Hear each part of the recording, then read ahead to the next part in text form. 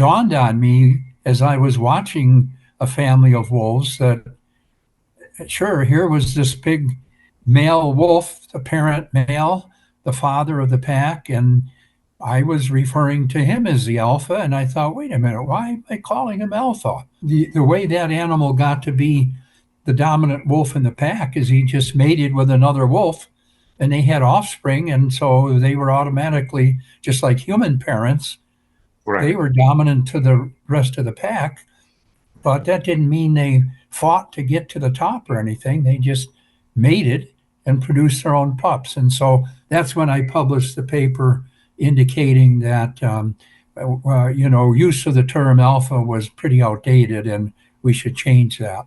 And this kind of open a whole big can of worms, even in the whole society. Forget about the animal kingdom, but really even in social sciences, like that whole idea of dominance, and it became a very, very controversial, and everybody's trying to kind of pull the rug their way. And as a dog trainer, one of the big problems for us, because of that statement that you did, and I know that you tried to retract it so many times, and not to retract it, but to explain it.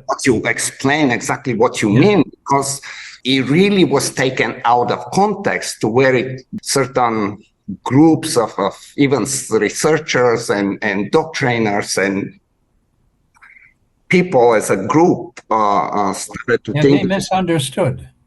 I didn't say there was no such thing as dominance. Right. But a lot of the dog people thought that's what I was saying.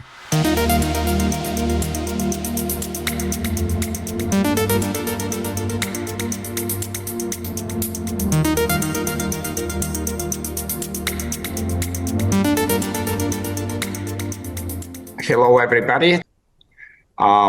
Today, very special guest, David Mech, American biologist specializing in the study of wolves, which he has done since 1958. It is pretty impressive. Spent 26 summers observing wolves on Ellesmere Island. That's up way up north. Dave is a senior research scientist with the Biological Resources Division, U.S. Geological Survey, and adjunct professor in the Department of Fisheries, Wildlife, and Conservation Biology. Department of Ecology, Evolution, and Behavior at the University of Minnesota. You've written, I don't know, numerous of articles, at least 10 or 11 books that I know of. And basically, really, I am shaking just with the idea that I'm talking to you as the most recognized worldwide expert on wolves. So thank you for joining me on my podcast. And you're quite welcome. Glad to be here. Okay, so I know we will be short on time, and I have so many different questions, and hopefully we can touch on everything that I have in mind. But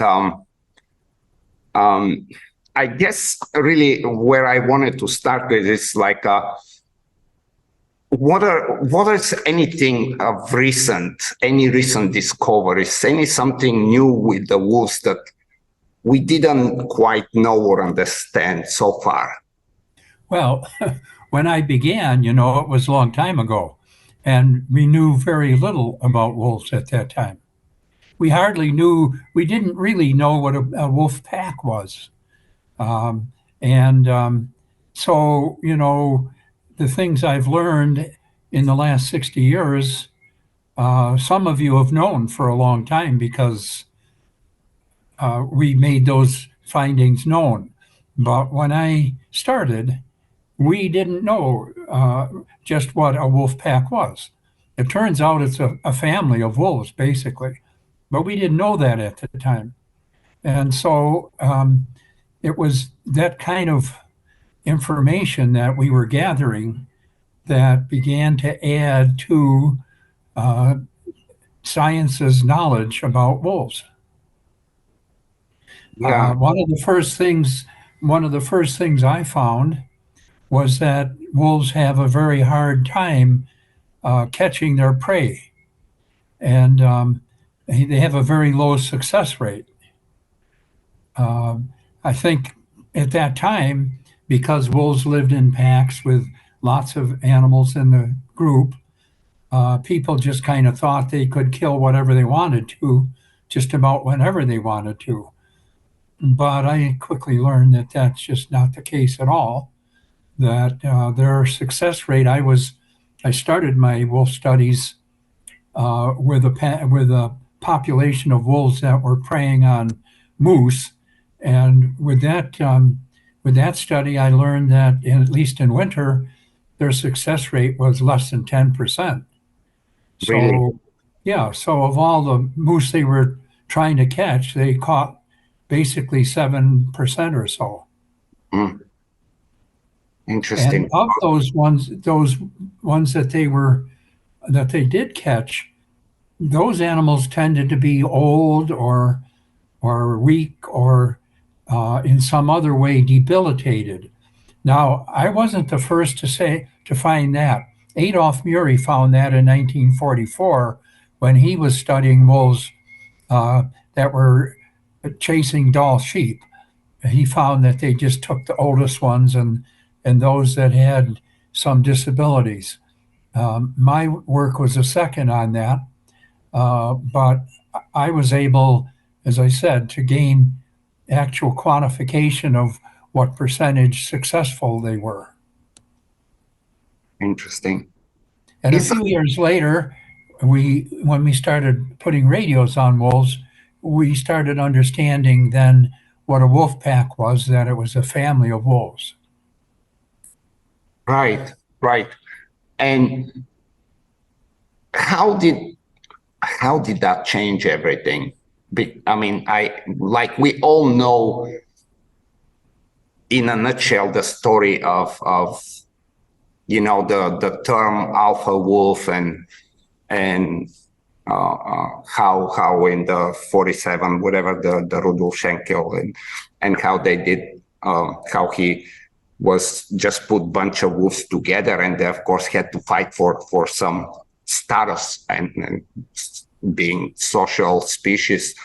It's normal, just as with us, to basically find out who is who in that kind of environment. That's very natural, correct?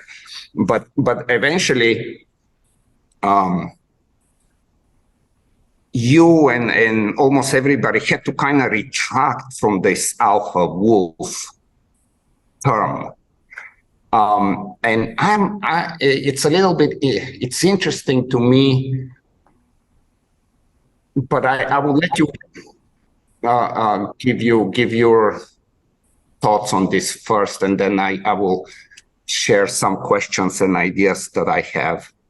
Yes. Okay. Well, as you mentioned, the early behaviorist didn't understand what a wolf pack was. So when they wanted to study a wolf pack, they put a lot of unrelated wolves together and called it a pack.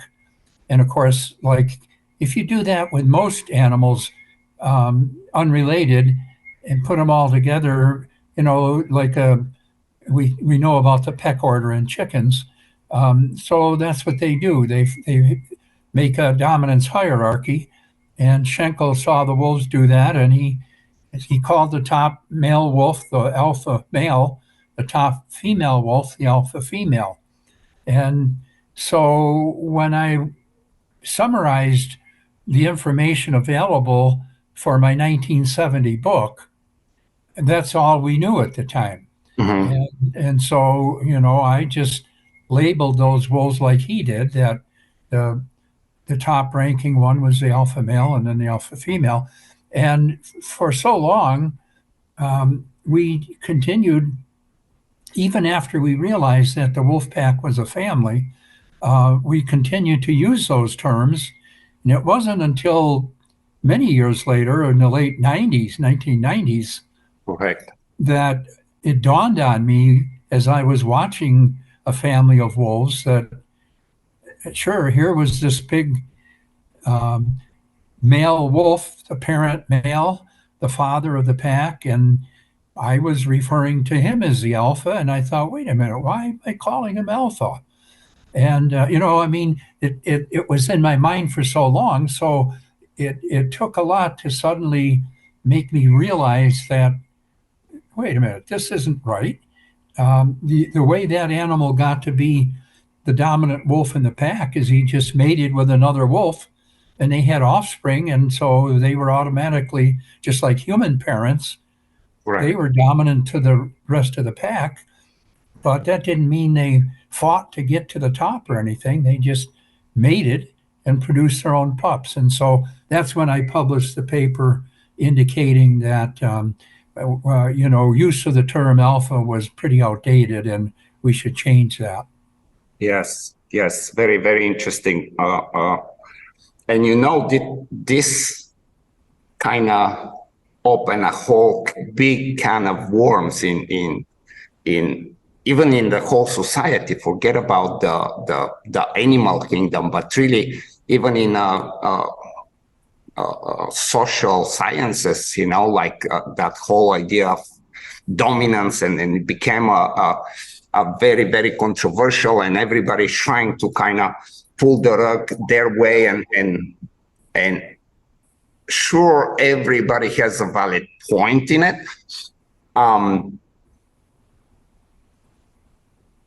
As a dog trainer, one of the big problems for us is that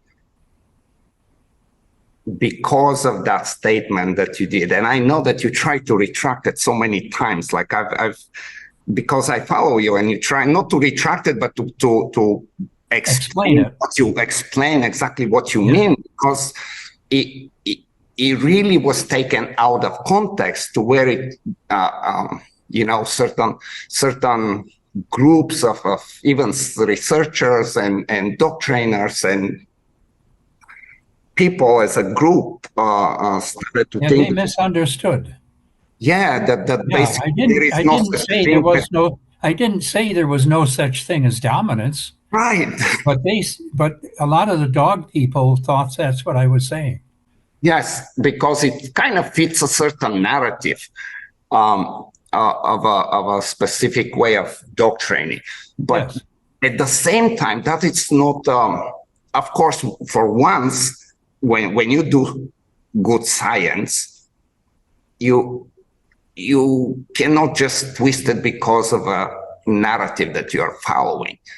But it's also dangerous, and dominance, we know from everywhere that it's not a bad thing by no means. There is no horrible things that are happening daily, but at the same time, dominance is something that it's a constant. Every day, every hour, mom has to tell the puppy, you're still the puppy. The yearling is trying to go to his dad, and the dad has to look at him tall and say, hey, you are still not yet.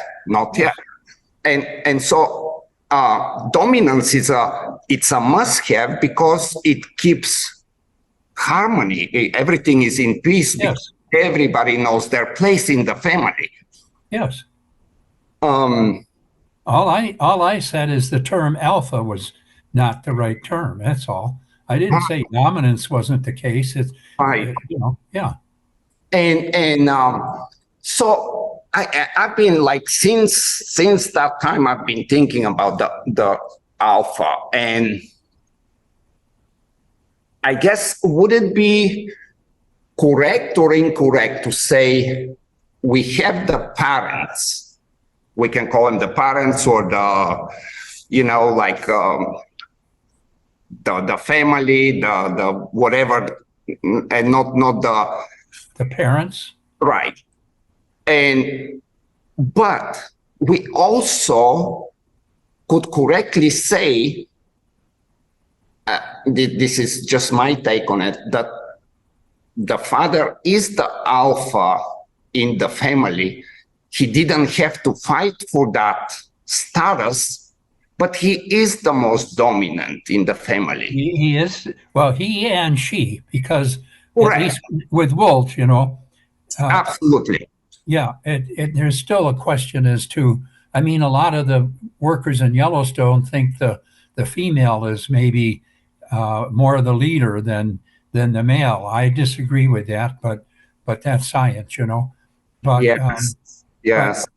but alpha implies more than dominance, and that's what I was trying to get to make the distinction between. So it's certainly proper to call the parent wolf the breeding male, or the father to call it the dominant male. Mhm. Problem. And a leader at the same time, correct? Sorry. And we also can call it the leader of the family, or Yeah.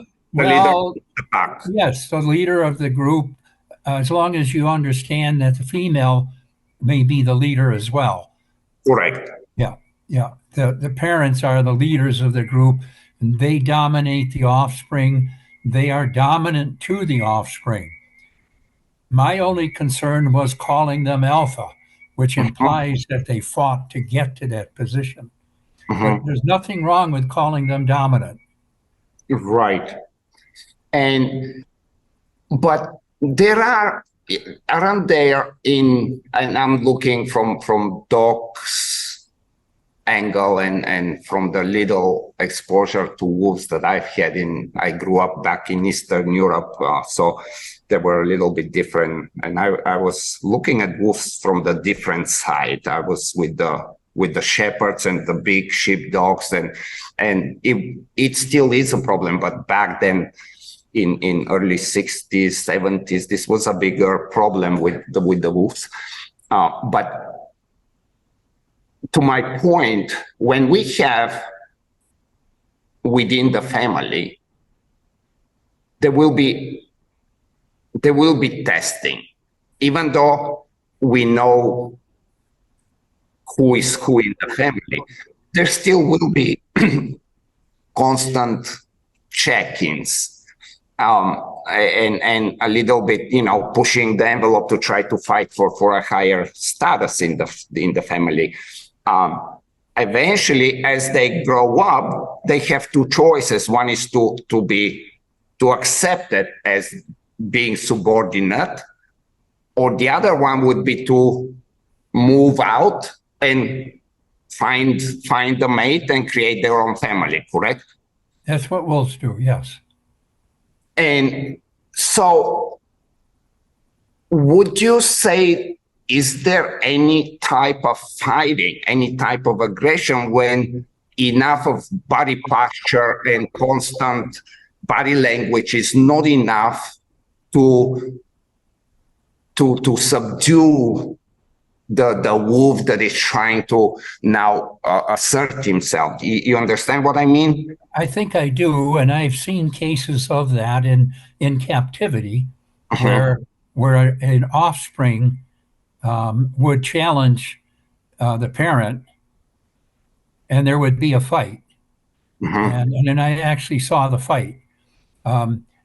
That's in captivity, but in the wild, what happens is, they can't keep fighting. That just doesn't make sense in Sure. terms of. But so what happens is one of them runs off. And usually it's the offspring. I have seen a case where, and I don't know the details because I wasn't watching this, but I had the wolves radio collared, so I Uh-huh. knew what happened. But where I had the breeding female for several years, and one of her daughter offspring became started breeding. Okay, it's complicated. The in this pack, I had both the father and the mother radio collared, and one of the daughters, and I had another male radio collared somewhere else, and um, the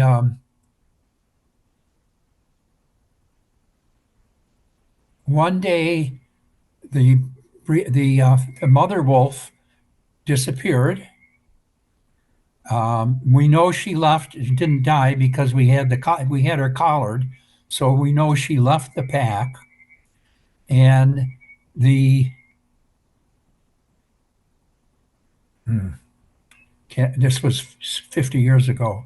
No, I'm amazed even that you can. Oh, I know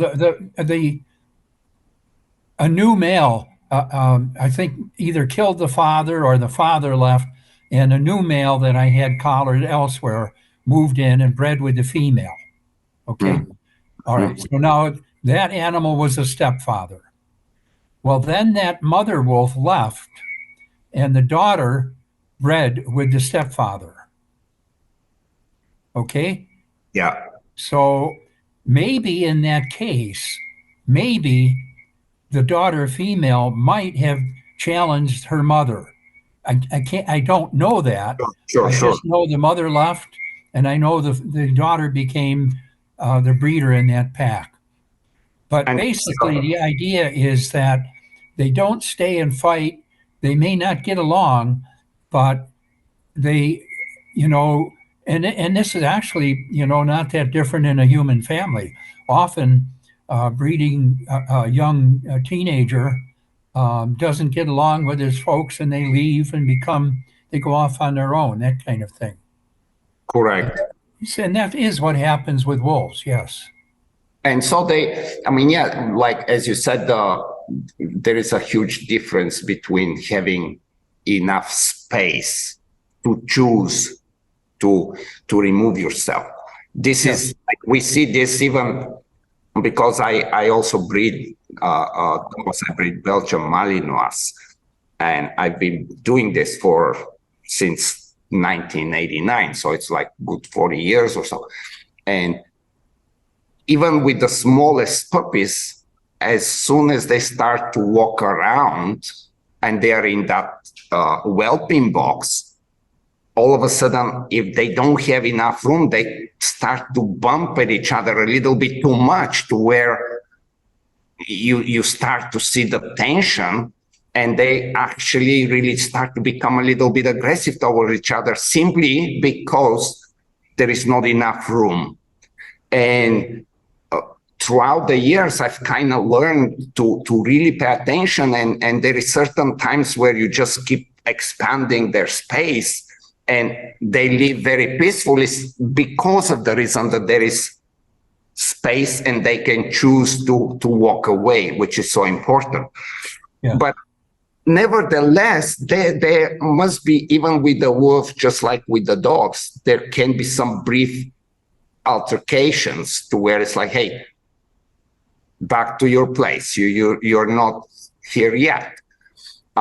Instead of just a pasture, right? There can be some. Well, with the wolf pups, Mhm. in the wild, there is constant competition, and there are times when one pup might seem to be dominant, and then before you know it, a different one is dominant.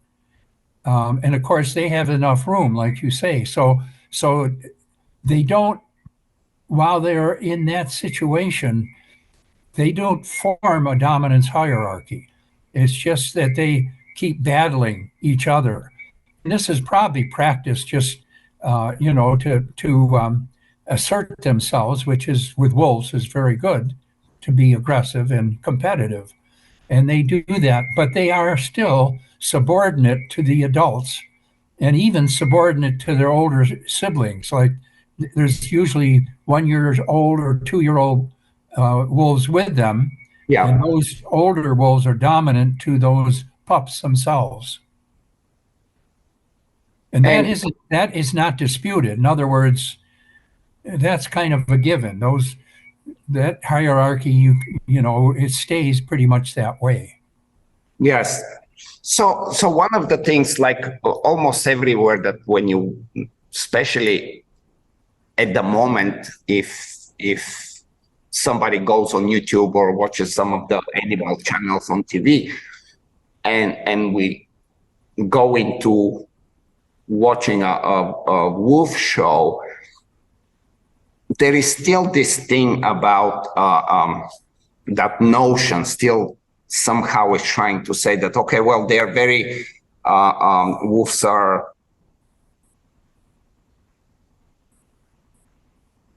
in a way, they live in this peaceful harmony, not because of the hierarchy and because of the dominance, but just because they are somehow have found a better way than we understood before, which, in my opinion, again, it's a fallacy. It's like just this fairy tale of they cannot be like really every social animal on our planet.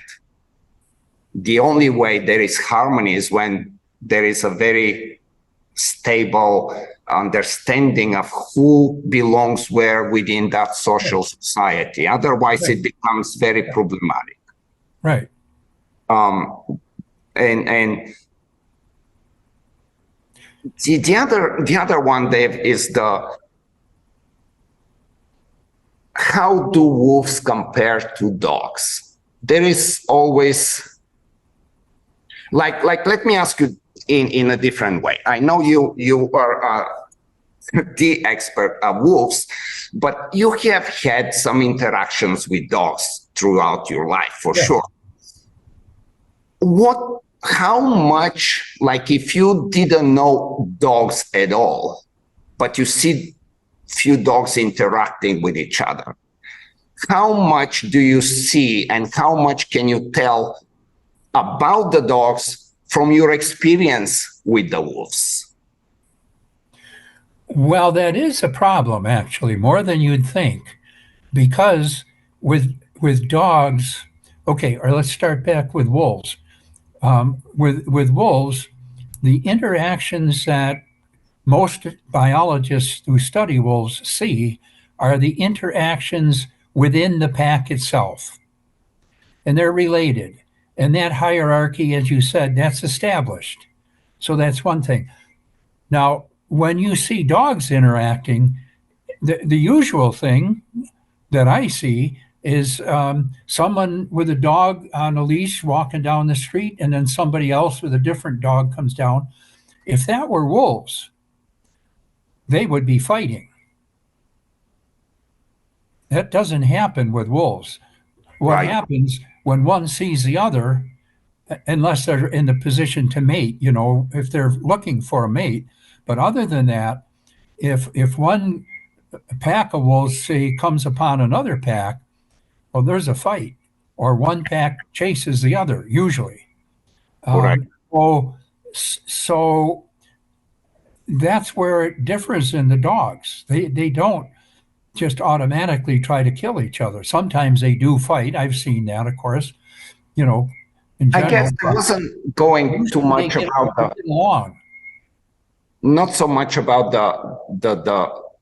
but this is an interesting, very, very interesting and important part. But I was thinking more of like the way dogs just how they communicate with each other, if not necessarily when they sniff each other. Bow. They do put their head on top of the other one. They do, like in my opinion, there is abundance of similarities of how they interact in between each other using the same body language for the same reasons. Yes, on an individual basis. The problem comes in the context for the whole thing, because the context is different when dogs meet up with each other. But they do go through the similar ways of sniffing each other, and body language and all that is similar to what it is with wolves.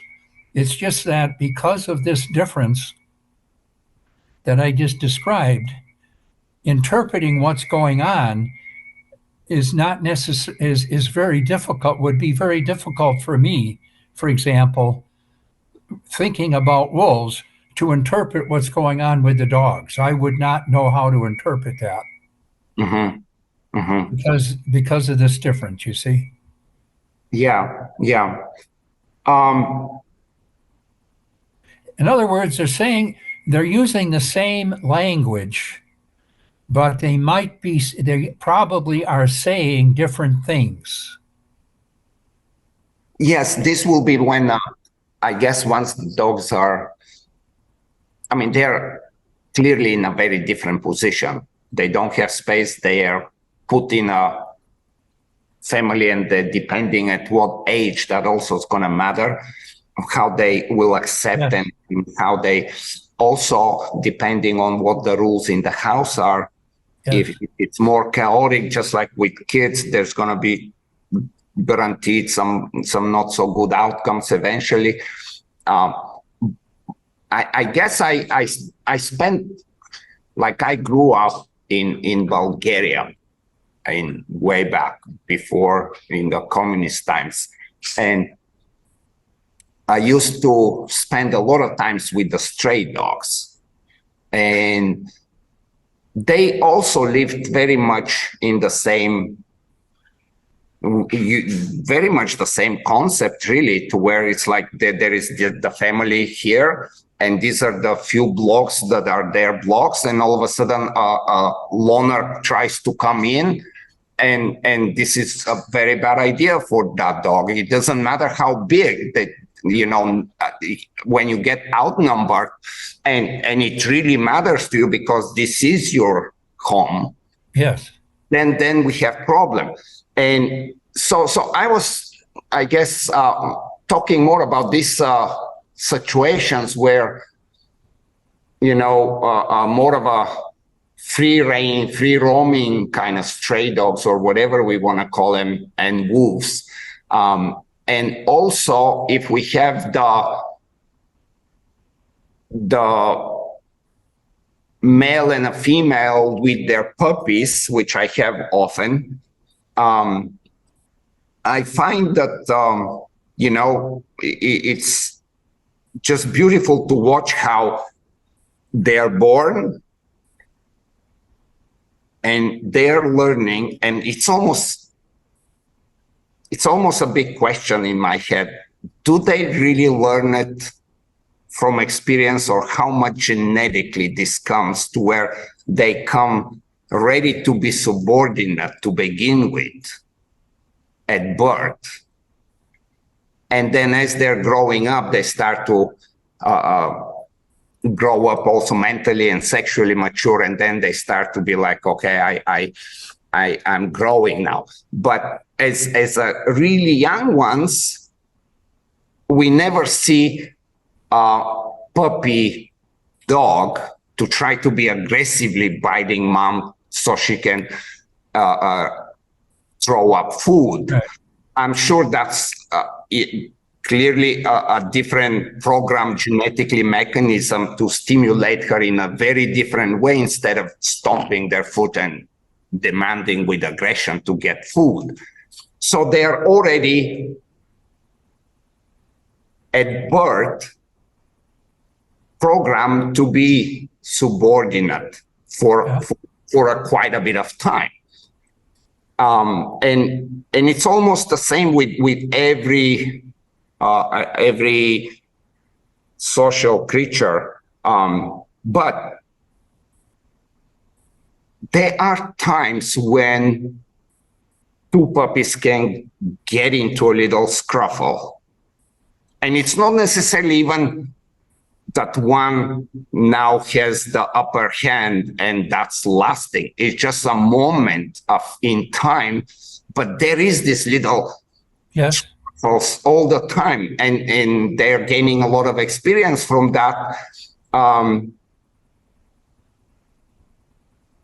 When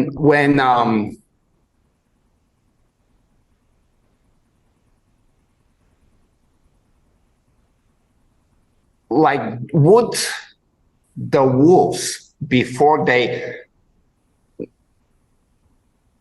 so like, let's say two packs, two families. I am almost always confused what to call them: families, packs, parents. Like, it's just becoming very difficult. But let's say two families. and the one outnumbers the other, and maybe the other couple are a little bit older. So they're clearly going to lose. Has there been a time when they would get in this, like the stronger family tries to push them away from so they can gain territory, but does it happen often to where the female from the one family gets to stay with the new family? You know what I'm saying? Yes, I do. That's pretty rare. Okay. Yes. I mean, ordinarily, that wouldn't happen.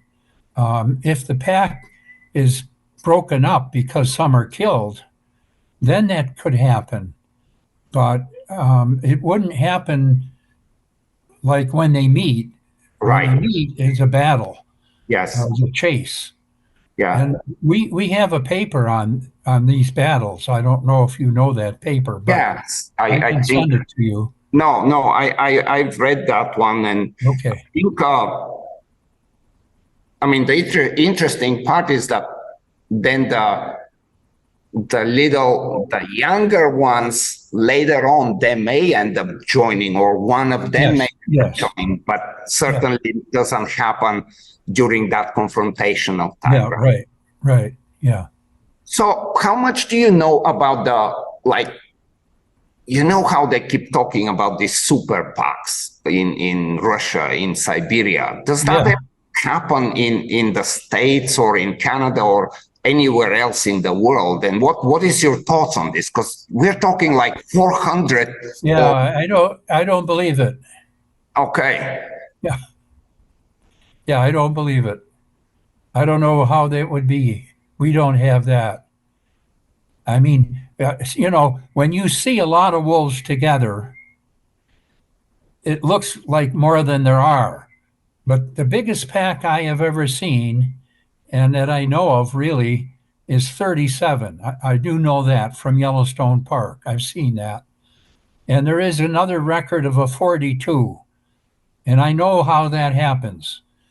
But beyond that, no. I just don't believe, I believe that's some journalist's exaggeration or some rumor, not good evidence. Mm-hmm. There was I guess I'm gonna have to go back and watch those videos again, because there's quite a few videos and they show a lot of, I mean, like a huge number of them, but who knows? Today, you never know what you see on video. Oh, that is for sure. Yeah. And then there was this one. So okay, that's very interesting, because again, this kind of gaining some popularity, and it's all over. Well, not at the moment, but I think it was 2015 or 14, something back then, and there were, I think, a bunch of kids got killed by the wolves in somewhere in Siberia, and they were going to hunt them down, and then there is this other kind of legend, like probably also very questionable, where at the World War I, the Germans and the Russians stopped fighting because they've been being attacked constantly and eaten by, outnumbered basically by wolves. So the story goes that they teamed up, stopped fighting, so they can resolve that problem with the wolves and then continue to fight. But again, that's there is no real grounds on that, I guess. Right. It really wouldn't make much sense to it's an interesting idea because super PAC, but to be able to communicate, this is probably where humans we can converse and we can instruct each other, and we can make that big of a society, and I mean that's why we have the village and tribalism, I guess, in humans and countries and so on. But wolves would be very hard to come to that kind of agreement on that big of a scale.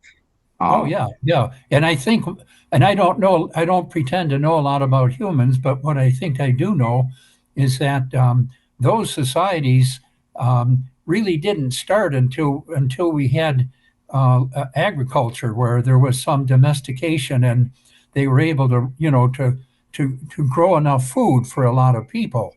When you're out hunting all the time, then you're competing with other groups or tribes or families or whatever, and you can't get too big because you are always competing. But if you grow your own crops, or even your own herds of your own domestic animals, you can build your numbers too. True. Yeah. And I another only have a few more minutes, so yes, very see what quick. you. Yeah, another one of the kind of interesting questions that been lingers in my mind always. Now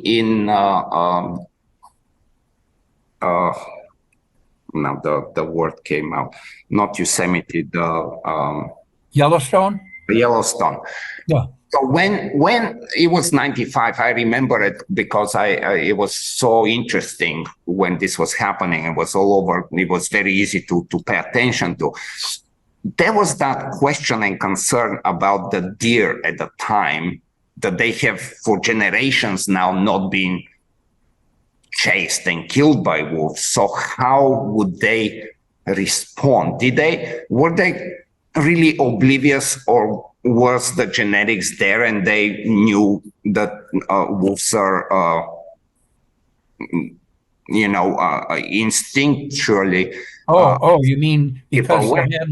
because Yes. there hadn't been wolves there for so long?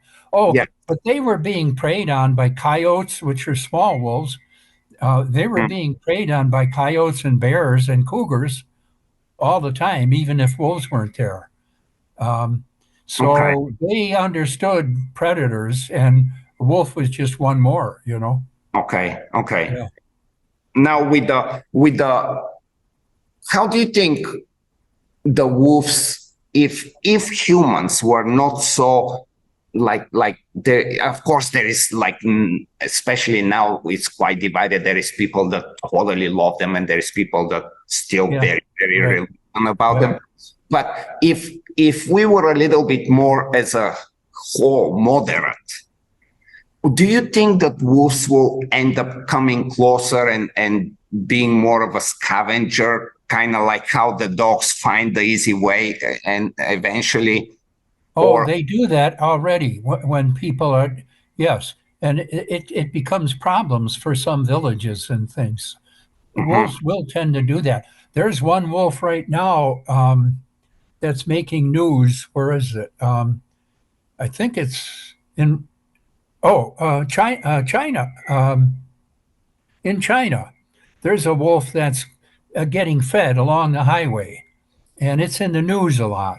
And the people like it because they can feed it, but then the authorities are saying no, you shouldn't do this, and so that happens, and it happens other places. It happens in Minnesota, and but usually what happens is the wolf gets hit by a car or something. Somebody shoots him or something, so it doesn't last very long. But if people were took more care, yes, they would tend to get some of them would tend to get tamer and hang around people. Yeah. okay, the last one. What do you think of like how different? Because like we have so many different types of wolves are all over the globe. Do they breed in between? Yes. Yes. They Science only recognizes the gray wolf, Canis lupus, which is circumpolar. So that's all over Europe and Asia and North America. They can interbreed. Some are small, like the little ones in Israel. They may be only, it might be 15 kilograms. But way up in central Canada, some of those would be 50 kilograms. Yes. Yeah, and but they all can interbreed. Yes. Now there are some animals that are called wolves that are not with the common name that are not wolves. Maned wolf in South America, the maned wolf, it's not a wolf. It's in the dog family, but it's not in the genus of wolves. And even the Ethiopian wolf is not really a wolf. There's also one in North America called the red wolf, and science says that's a little different. So we recognize it as Canis rufus rather than Canis lupus. But other than that, there's subspecies of wolves, subspecies, but they all interbreed, and science disagrees on which are the subspecies. In North America, originally until 1993, science recognized 24 subspecies in North America originally. Now in 1993, they lumped them all into 5. So that gives you an idea. It's very, with subspecies, it's very subjective. Yeah. Did you ever have this desire to help some of them? Help meaning, I mean, I'm sure you, with this vast time that you have spent, you have seen it all. You have seen them fighting with bears and protecting food and food being taken from them and getting injured. And how, like, have you ever had this desire to see a wolf that you knew when you see it that it needs help, but would you help or would you let nature take care of its course? Well, with my job, I have to just let nature help take its course. Yeah.